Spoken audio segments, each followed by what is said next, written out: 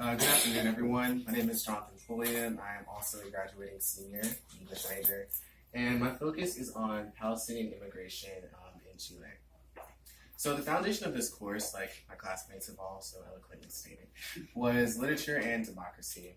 And I think one really important portion that we looked at was the intersection that literature has and how it allows us to look and engage with the different ways that democracy shapes systems of power, both in Chile and in the United States. So within this conversation came the questioning of borders, of nationality, and of this conventional construction of what we often conflate to be American, which as Americans tends to just look like being part of the continental United States without giving reference to Central and South America.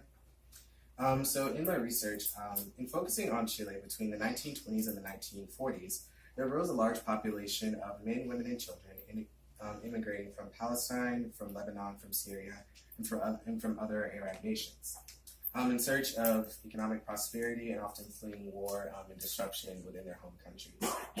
So in this kind of convergence of cultural pathology, that we are going to engage with voices of Palestine in Chile and South America. So two authors that we focused on in our course was Suhair Hamad, who wrote the book Born Palestinian, Born Black in the Gaza Suite, and also Lina Merune, who wrote the book Seeing Red.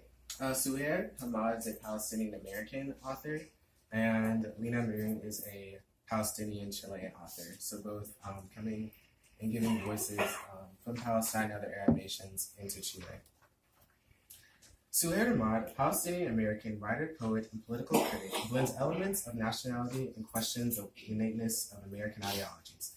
She was born in Amman, Jordan, and spent her childhood and into her adulthood in Brooklyn, New York.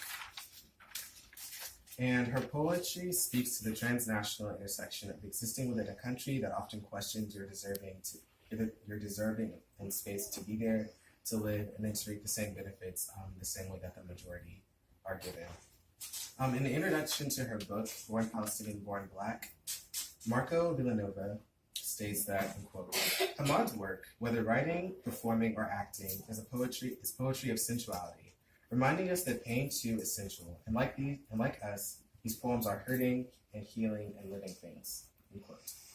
So in the two poems that I'm going to focus on today, Bleaching and Burning, and Ismi, she tackles issues of nationality and border allowance, while weaving the lessons of the Quran and her own Palestinian culture into the center of each poem to convey who was allowed to exist and on what level of that existence does Americanness kind of find itself. So an excerpt from her poem, Bleached and Burning. Bleached and Burning. She spends a lot of time referring to the body and referring to the body as something that it's looked on, is speculated with, and then I'm just going to read a couple of excerpts from it. So we bleach our skin, burn our hair, flatten our curves. We straighten our nose, purse our lips, bite our tongue.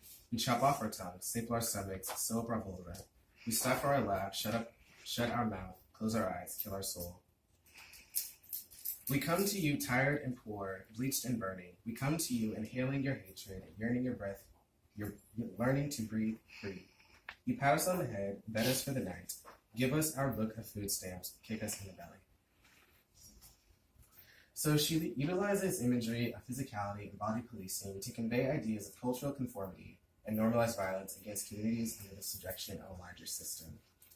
And in her shorter poem entitled Ismi, she spends a lot of time looking at the reference and the cultural significance of a name.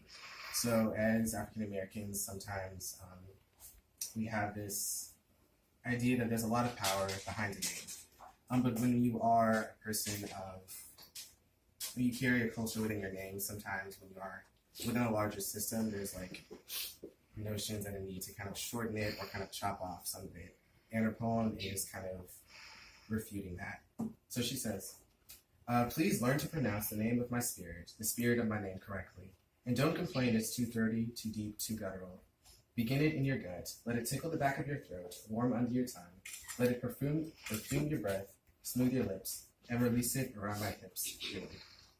So in Isme, she challenges the regards given to a name, its power, its meaning, and its value is not simply a collection of sounds, but as a fully recognized cultural and even a spiritual experience. Thank you.